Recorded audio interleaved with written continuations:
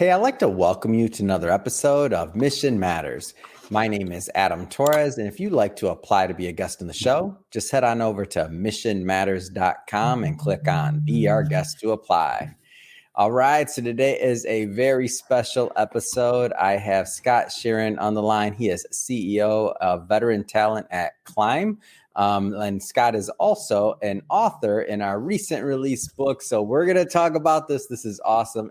And get this, Scott has recently also just released a new podcast. So we're going to get into that as well. So really excited. First off, really excited, Scott, to work with you today. Thanks again for coming on the show. Awesome, Adam. Thank you for the invite and excited to be here and chatting with you. Man, we got a lot to talk about. What you're doing over at Climb, a book, a podcast, man. You got a lot going on. So I'm excited to work with you. And just to get this episode started and kicked off, we'll start it the way we start them all with our Mission Matters Minute. So Scott, we at Mission Matters, we amplify stories for entrepreneurs, executives, and experts. That's our mission. Scott, what mission matters to you? What mission matters to me, this is the same sort of message I give to all of our staff and anybody we work with, but it's just kind of a deliberate and acute focus on the creation of value. Yeah. That's our mission. So, whether that's value for the veterans we partner with, job seekers, the clients that we work with, any of our staff or internal employees, anybody that we touch, we acutely focus on the provision of value. Even any little changes on the back end that come to me, you have to ask yourself before you bring those changes to me, how is this change manifesting value for the users that are going to be using the platform or the service or anything else? So what value is it creating? And I think that's sort of manifests itself into success. I think that's what is the axiomatic foundation of success is whoever has the ability to create more value. I love it. Love bringing mission-based individuals on the show, and also your focus on veteran talent, and that's one of the reasons why we chose you for the book, because we definitely wanted to hone in on that. And I guess just for those that maybe haven't caught any of our previous work, or this is the first time they're engaging with the platform, maybe tell us a little bit about your backstory and really how you got started as an entrepreneur. Well, I think like everybody's journey, it's chaotic and confusing. So I think I always knew I wanted to be an entrepreneur. I was raised by entrepreneurs, raised by business owners, raised by a family of sales guys. So, I think I was always from birth destined to be a sales guy. I really just never shut up. That's anybody that knows me will confirm that. So I've always got a lot to say. But when I came out and started getting into the workforce, I started going to college initially, way back when, right after high school, really for political science. But I found out right away that was not right for me. And then, I'm not one of those guys that went through high school knowing that he was going to join the military, knowing that I was going to be a Marine or anything like that. I had no clue. I was just going to go to college and go to law school. But college didn't work out as well as I had thought that freshman year. I was actually my senior year of high school. I went on a post-secondary option. So instead of going to high school, I went to college, and I just sucked at it. And I was immature, and doing things that I shouldn't be doing. And this recruiter knocked on my door one afternoon, and I'm sitting there with a goatee halfway down, because a lot of people also don't know this all these years later, but I grew up as a hardcore punk rocker in high school. I did not know that. Yeah. Yeah, so hair all the way down. I grew up listening to Misfits and Danzig and Dead Kennedys and you name it. So I was a punk rocker going to law school. Thought I was, and this guy knocked on my door one afternoon. On my mom's door, and I was all in a bad state because I was doing terrible in school, and I was there on my high school's dime. So I'm supposed to be performing, but I wasn't. And it was a recruiter from the Marine Corps.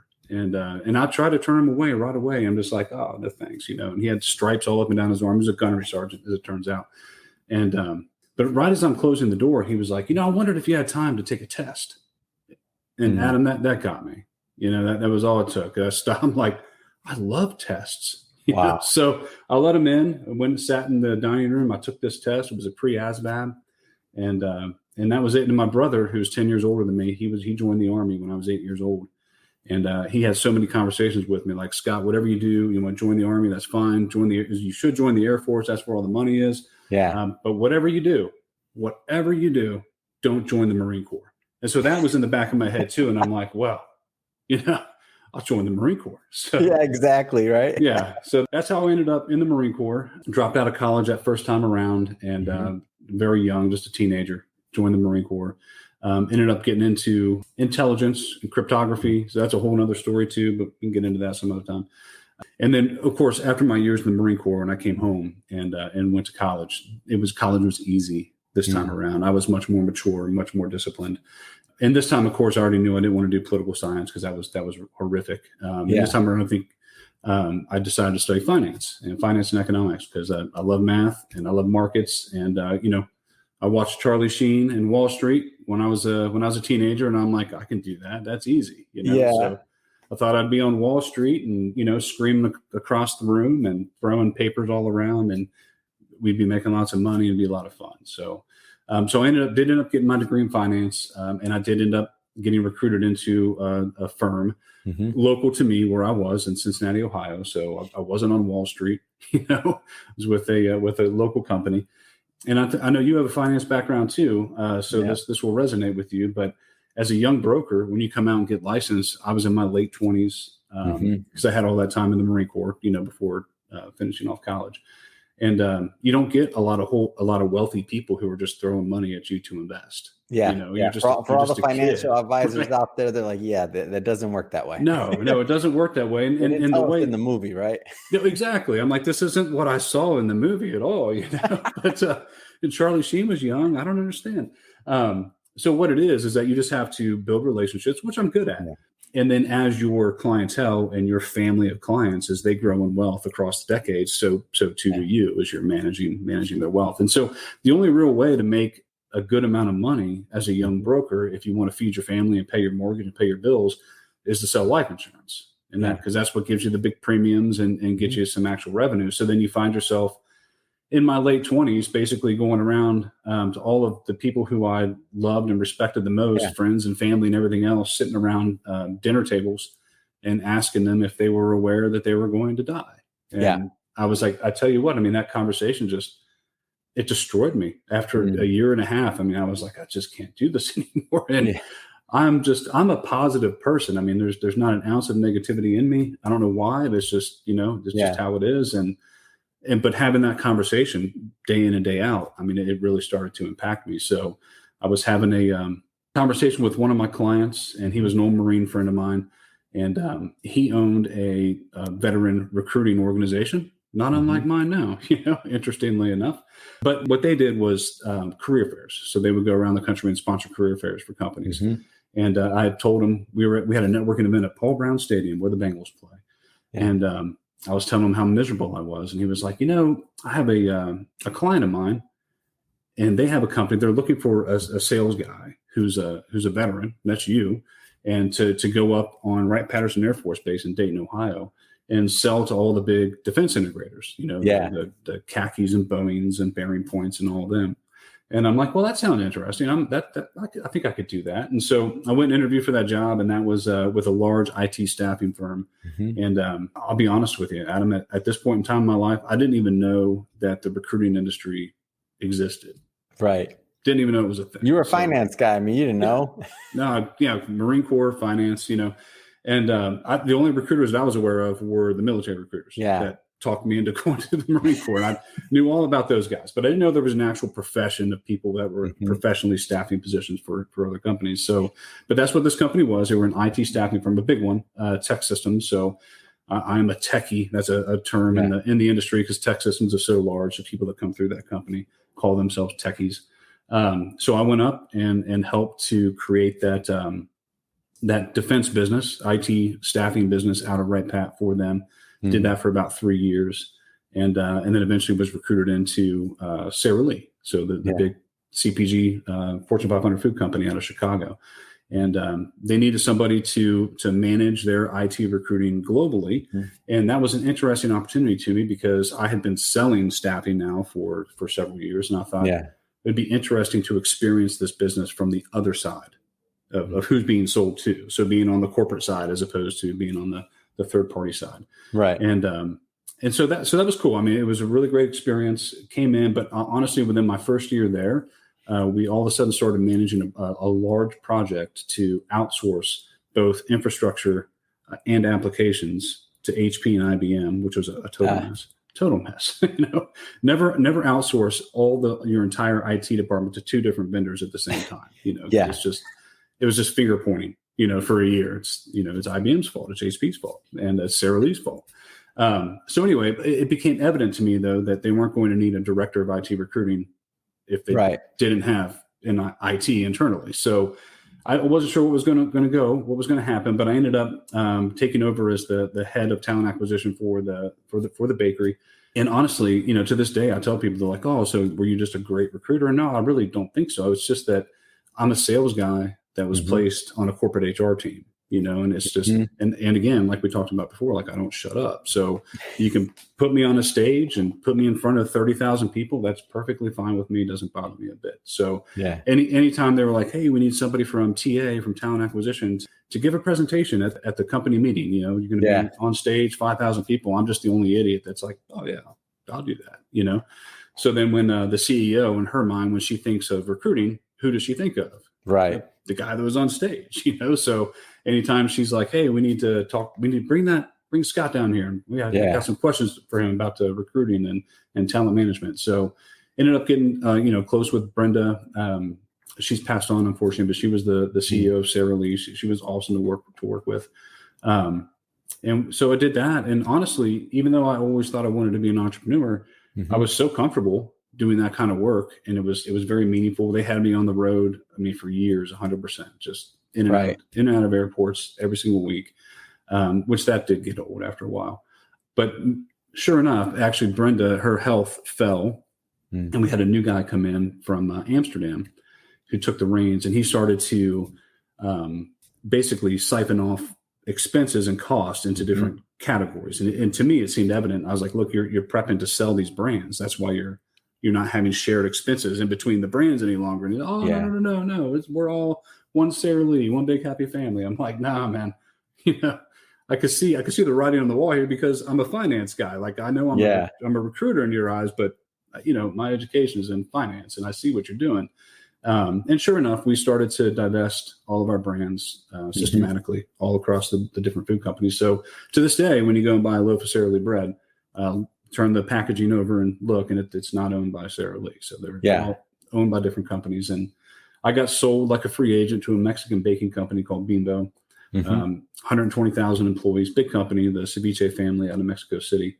And they were excited. They were like, "Hey, we've never had a centralized leader for recruiting for the whole company. So, we can bring you down here into Mexico City. This will be great. It'll be a wonderful, wonderful adventure." And at that time, my wife and I were expecting our youngest now. He's almost 10, which is pretty crazy. Wow. Yeah, I know. And so, we were pregnant, and just the whole thought about relocating to Mexico City and having a baby and having no family nearby. And obviously it just wasn't going to work out. So I resigned, and we moved back to Cincinnati, Ohio, which is where she and I are both from.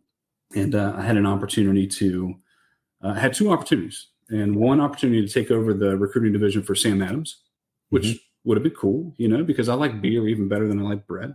I do. Yeah. So I was like, this is cool. I was never a Sam Adams fan, but I was like, I'm starting to drink their stuff. I'm like, it's not bad. And then my other opportunities was with that very first guy. You never know where these relationships are going to lead you. So true. Yeah. So that guy at Paul Brown Stadium who got me into the recruiting industry, who owned the Veteran Career Fair Company. And he was like, "Look, why don't you join me?"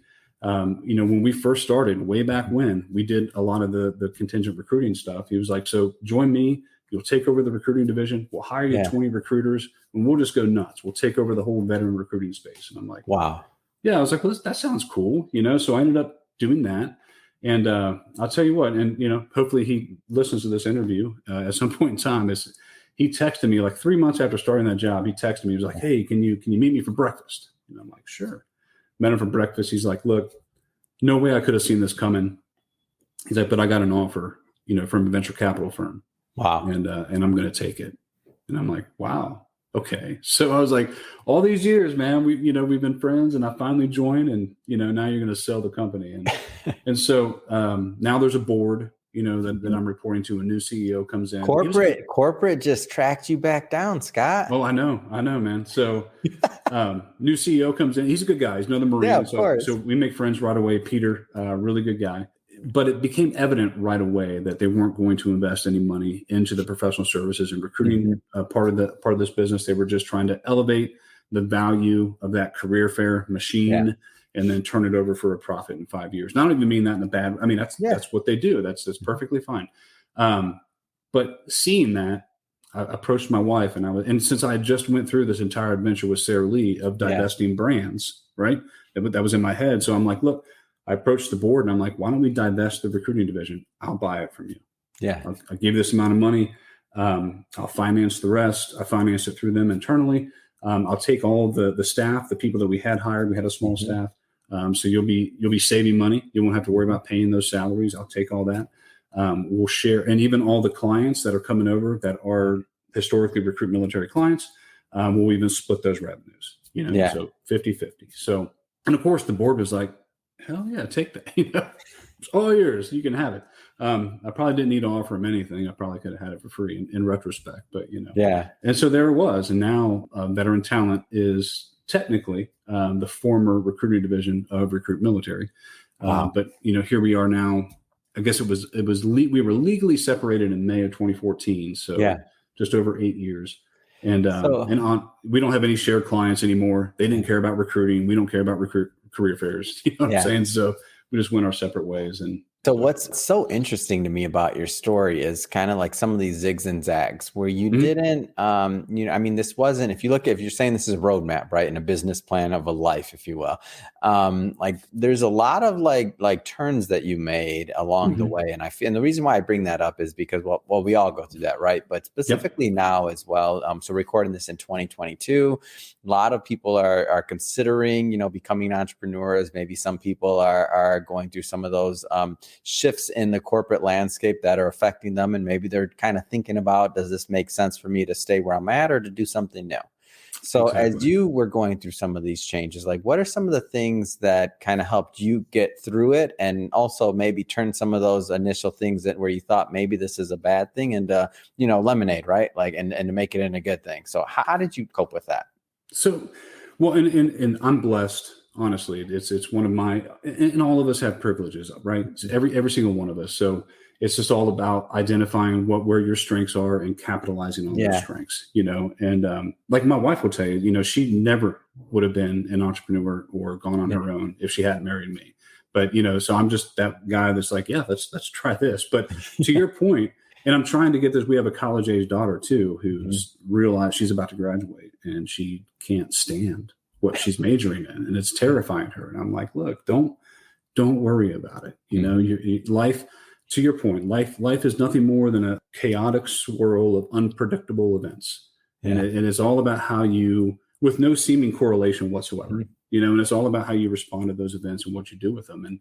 And to your point, I couldn't have predicted where I am today. And there were a lot of uncertainties, especially, being in a partnership with somebody, a spouse, a life partner. They perceive things differently than you. They adopt stress differently than you. And that's a very important consideration too. I think I put my wife through a lot of stress with our journey into entrepreneurship, especially when it comes to cash flow and things like that. And that's one thing that most people never become entrepreneurs, and most people never own their own business, and most people don't understand the difference between revenue and cash. Most people just see sales and think that equals money, and I get into that debate with people all the time. It's like, oh, look at this giant company with, $48 billion worth of sales. And it's like, that doesn't mean they have $48 billion. So there's a whole lot there. And then you get into, cash and cash flow is a whole different monster. So things get very tricky, but I guess at the end of the day, as tricky and as stressful as things get, it's just all about perseverance and confidence. And that's really what it's about. And I teach that quote to our son, our 9-year-old son, all the time from Coolidge. I know not everybody's favorite former president, right? But he had this great quote, and I'm not going to be able to just pull it out of my head, and so forgive me about that. But it's about perseverance, And he says something about like how it's not about education. The world is full of unsuccessful, smart people. Really what it's about. And it's not about talent either necessarily. The world is full of wasted talent. You find wasted talent anywhere. It's really all about perseverance. Those who are unwilling to quit and those who are unwilling to give up. And we've had a million opportunities, Adam, to quit. I mean, we really have. I have had numerous job offers, especially early on, in our venture. I don't get as many nowadays. I think people look at, I'm nearly 10 years as the CEO of this company. They're like, oh, I'm not going to bother that guy, but I've had many, many opportunities to just take a position somewhere, a similar position. I know what it's like to work for a large company and have a nice large salary with health benefits and, retirement plans. And all of those things are very nice. And they create a lot of a sense of security. But honestly, that's all it is in my mind. It's a sense. It's your sense of security. If you really want to build your security for yourself, then create mechanisms of value that people want to voluntarily interact with, and you'll never have to worry about it. Even if the economy were to collapse or the dollar were to collapse, which I think it's going to. That's one other topic, But it's not going to matter if you have a system that creates value. People are going to need that value, no matter how what currency they want to pay for it in. It's not going to matter. Tell us about your concept at Climb, and of course, tell us more about veteran talent. So you told us, kind of how it came to be and how you spun it off essentially. But tell us a little bit more about the companies. So veteran talent, we're a little bit different, in that most, not all, but most veteran recruiting companies. It's a tiny niche, by the way. The veteran recruiting space, and it's a challenging niche too, because when you take like a recruiting niche like IT, for instance, and you can even break that down even further and be like, not only are we an IT recruiting firm, Adam, but we are an SAP IT recruiting firm. We only do ERP implementations. We only do SAP. And then it's like you can hone in on that specific thing that you do and really market your services for that thing.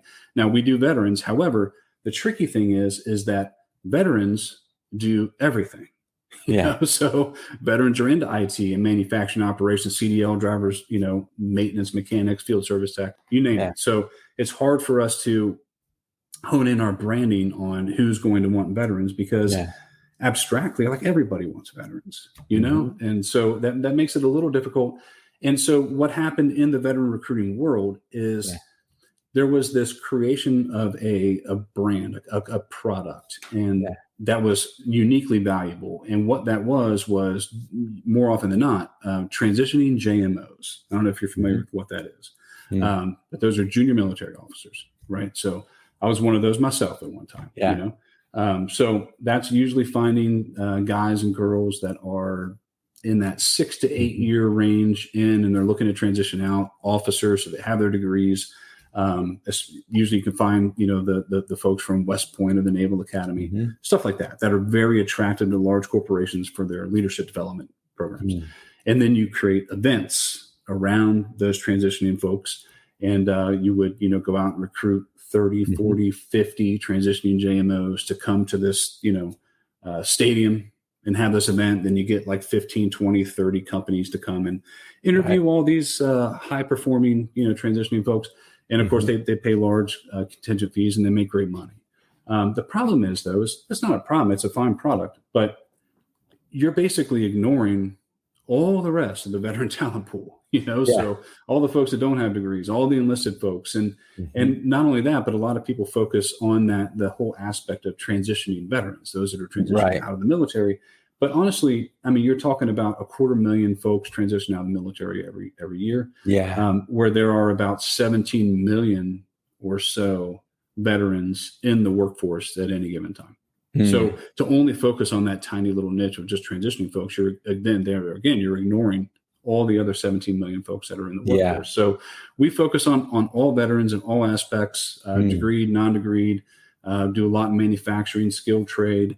And we don't just look for folks that are transitioning, if we'll partner with folks that transition out 5, 10, 15, 20 years ago and created some sort of career or set of experiences in some specific industry that our client really needs. So that's where we spend most of our time. Well, I'm sorry, that's where we spend all of our time, really. Yeah. So filling jobs where we can. I'm like any good entrepreneur. I don't turn down business when it comes my way. So Mhm. we have filled roles in manufacturing, maintenance, engineering, IT, security. We have filled roles from hourly all the way up through C-suite. So I think that the highest position that I filled in the past was CFO. Haven't done any CEOs yet at this point in time, but CFO is the highest I feel. So, and we have some very large, well-known brands that we partner with, and then at the same time, we have a long tail of small companies that partner with us as well. So we started out doing all things staffing because I came from that realm of doing all things staffing. So that in my mind, that's the way the company should be structured. We did sort of hourly staffing work where, I would employ the person, put them on my W-2, and then I would bill the client as they worked. And we did that for a while, but we realized after a few years that really wasn't a good fit for what we were trying to accomplish. So now we really just do direct placement and just focus on that. But again, I keep that acute aspect of the provision of value. I've had a lot of companies over time that try to offer us like retainer fees, to really kind of capture our attention and capture our time. I've always turned those down. I've never accepted one. I don't accept a fee unless we place somebody. Wow. So if we haven't provided value to you, I don't want your money.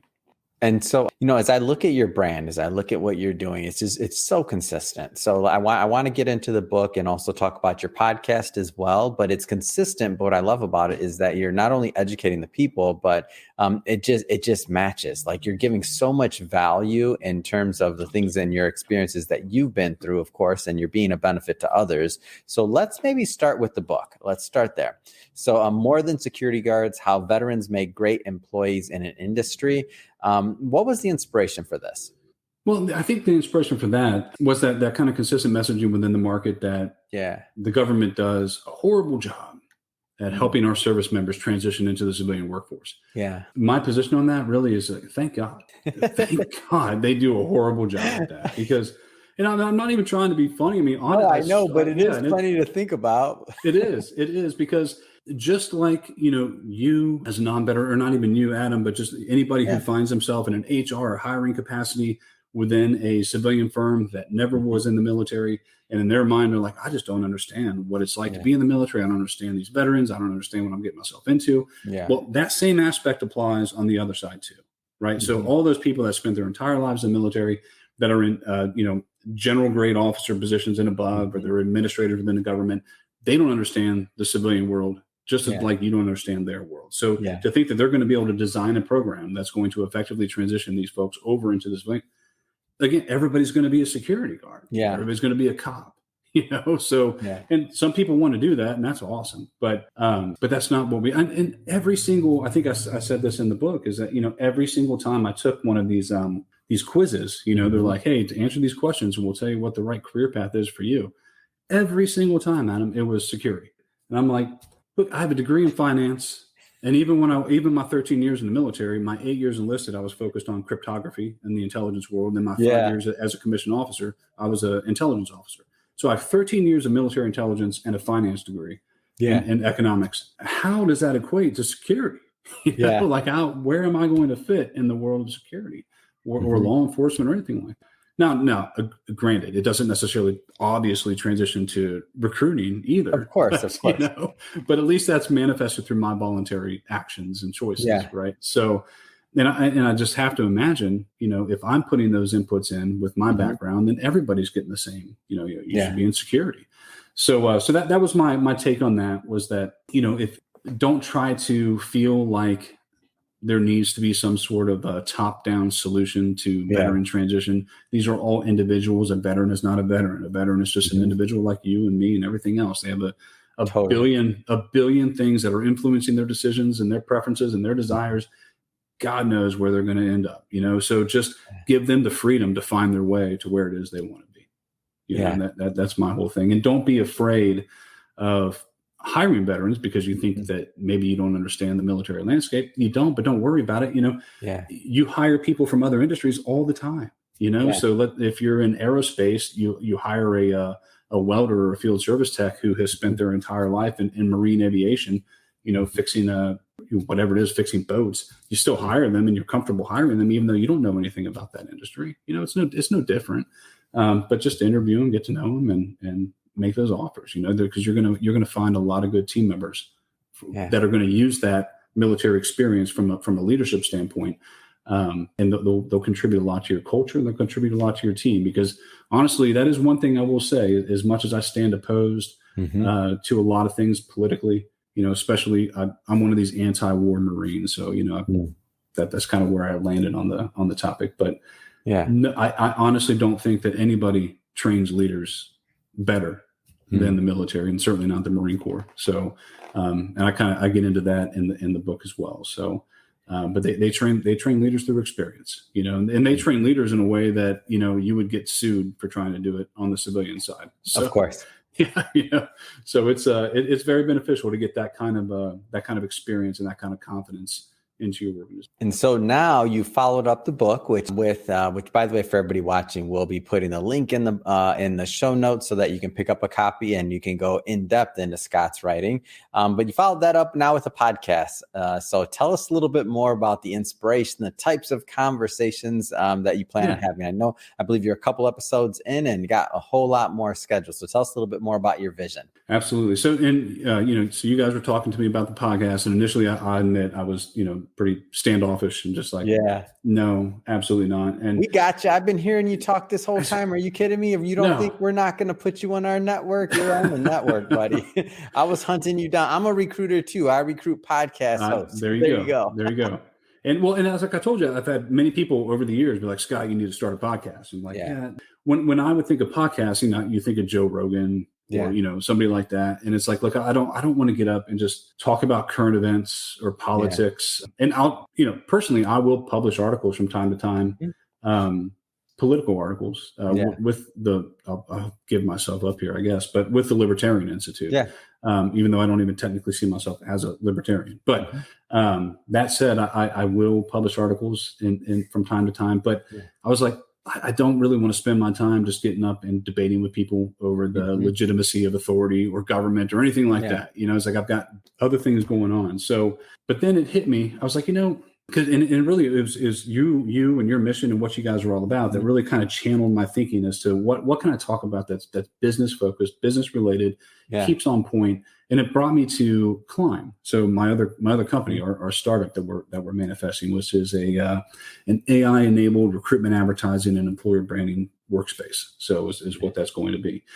And I thought, this would be a great marketing tool over time for that. And just because, and even Climb, once we do go live and we have an MVP and we can put that live and let people interact with it, I never really envisioned, marketing that in a traditional sort of way, like buying Facebook ads. And you know what I'm saying? I never envisioned doing that. I still don't. In my mind, what I'd like to do is create value again, just to market the company through value. And by that, I mean, go out there, find content, create content, make stories, write stories. Where are jobs coming? Where are businesses building? Where are they laying companies off? Where are factories shutting down?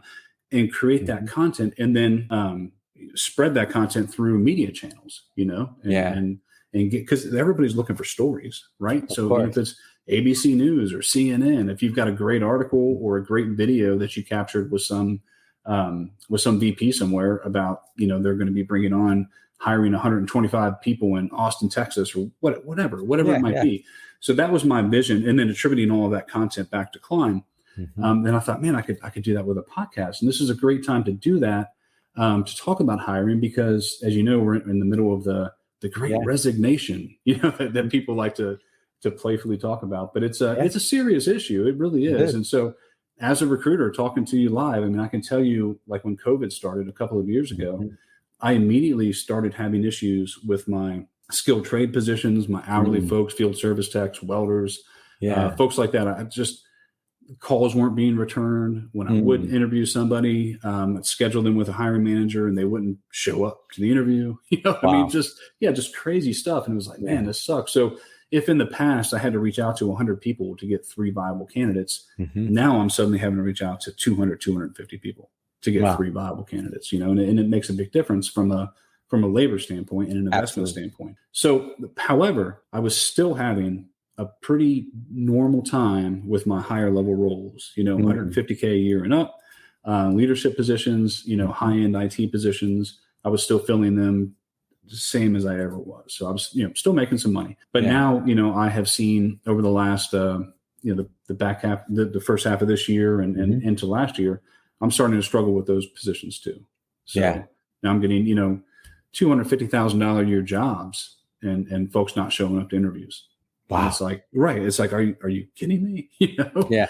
And so you start looking at the labor force participation rate and which is painfully low, incredibly. It is starting to eke back up, it seems, but we'll see how that continues to trend. And I just feel like people have collectively, I'm not talking about anybody individually. I feel like people have largely shifted the way that they have learned to exist in the world and in the economy. So a lot of this comes down to kids too. So you've got a lot of people in the workforce are active parents with young children. I read somewhere, don't quote me on this, but I read somewhere that 70% of the people who are now out of the workforce that were in the workforce pre-COVID are women. And if that is true, I believe it. And I think that comes down to like even the school. So the way the schools responded to COVID, and you never know if your kid was going to be sent home or was exposed to somebody or had a quarantine for 14 days. And that families probably, a lot of moms out there were probably like, I can't just take off work for 14 days whenever the school says that your kid has to sit at home for 2 weeks. And so I think a lot of folks ended up just finding different ways to, whether it's through little Etsy boards or DoorDash or different ways to make a few bucks. Now you've just got one steady income in the house and the other one's a little unsteady. But I think people just largely found a different way to make it in the world. And then in response to that, that's tightened the labor market so drastically that it's hard to fill almost any role, especially if you don't have a role that you're willing to consider remote work. Right. So that's one of the biggest things now. I'm talking to candidates, and one of the very first questions I get is like, well, is this position remote? And it's like, well, actually my client's looking for somebody that might be able to travel 50%. And then you'll be surprised at how many people are like, well, forget it. Wow. Like, okay. Nice to talk with you, and you got to let them go. But so that said, I thought, this would be an excellent platform to allow companies, individuals, executives to get on and sell themselves, sell their opportunity, sell their company. Why would you want to work for this company? Why would you want to work in this industry? Where can you take your career starting off at this level? Because, let's be honest, it's a job description doesn't cut it. I mean, let's be honest, Adam, a job description has never cut it, ever.